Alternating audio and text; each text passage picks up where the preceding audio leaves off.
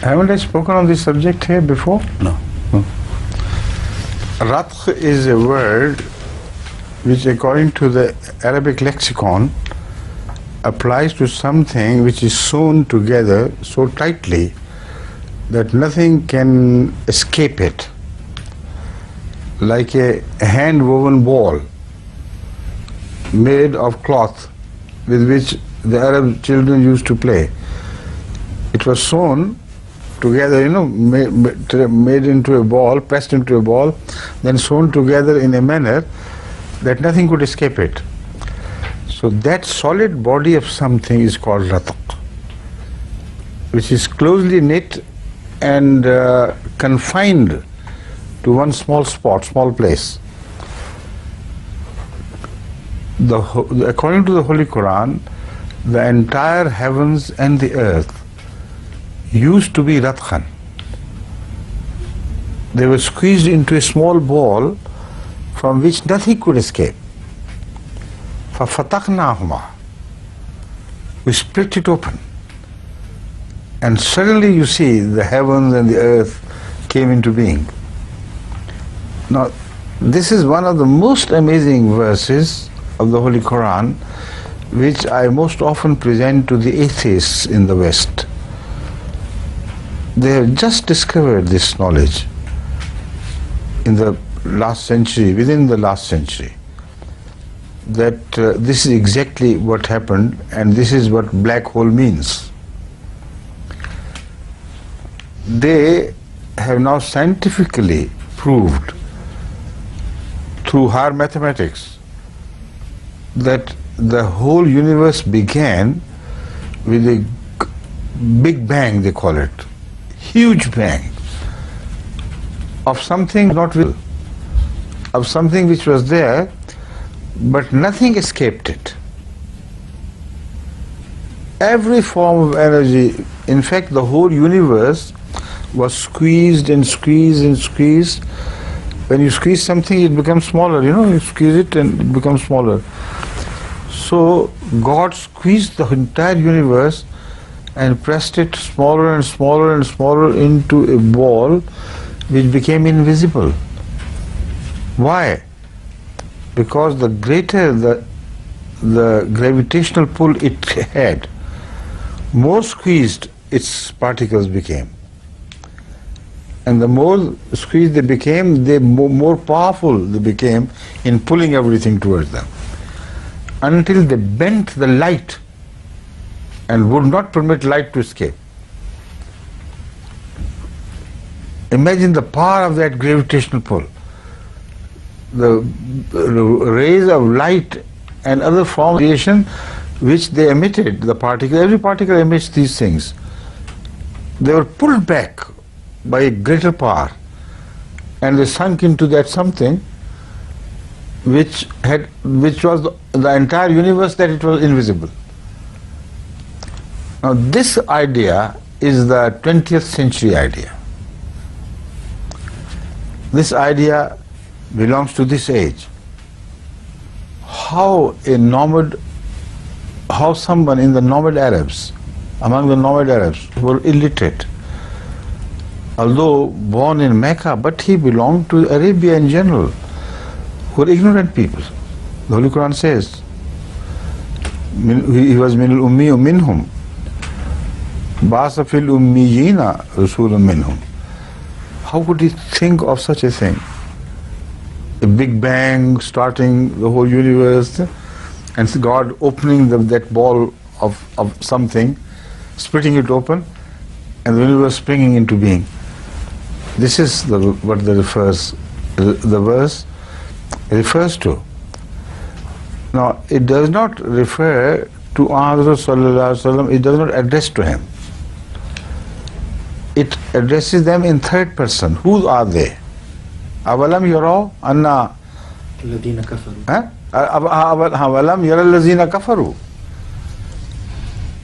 It is also another prophecy that this secret will be discovered by those who are kafir, not by the Muslims. In other such things, the expression avalam yaraw is generally applicable first to the Muslims or sometimes to Hazrat sallallahu alaihi wasallam himself. Don't you see this? Or don't you believers see this? Or don't you, the people of the Arabia? Allazina kafaru, third person, this refers to those non-believers who would one day discover the secret of what is claimed by God. So the God says, haven't you yourself discovered the fact? Does not it lead to God? That the entire universe was packed up so closely in a small space which was not even visible. And then God split it open like this.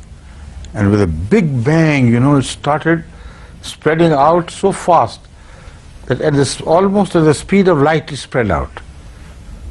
And continuously since then it is spreading out, so that so far it has traveled away from the spot that it started moving from to a distance of 18 billion light years. You know what it means? It's astounding. This is the age of the universe. Our universe started its existence 18 billion light years ago. What is a light year? You understand? Do you? Abdul Rahman? Now, I plan to speak on this subject for a little while more, and then I will call it a day. Then by tomorrow get ready for translation. And before I come, you start the translation and then I'll join you after a while, okay? So, 2-3 minutes more, huh? Right. So the whole thing has to be explained, otherwise you will not understand this verse. Nobody ever did before, in fact, until this age. And amazingly, with the grace of Allah, it was I, the first person in the whole world, who noticed this verse and pointed out that it's speaking of Big Bang and nothing else. And you're asking the same question for me, luckily. Now, the whole universe is attracting every other part of the universe. This is why we fall to earth, We're a part of this universe and the earth attracts us and we attract the earth. Because earth is more powerful, it attracts us. Otherwise, if we jump from the earth will come following us. But the attraction of the earth is very small. But if you go to the sun, the gravitational pull will become much stronger. If you go to a smaller mass like moon, is much smaller than the earth is, then the pull of the moon being much smaller than the earth, if you make a jump there, instead of jumping into the air by 2 or 3 feet, you may jump up to 100 feet or so. See? But don't be afraid of breaking your legs when you fall, because the pull will be softer. See? So the impact would be about the same.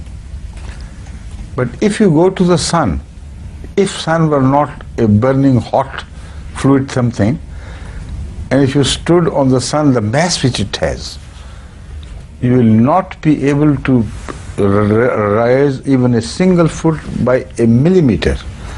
In fact, you will become so heavy that you will collapse. You will collapse to the sun's surface and lie there without being able to move a single limb, a single finger.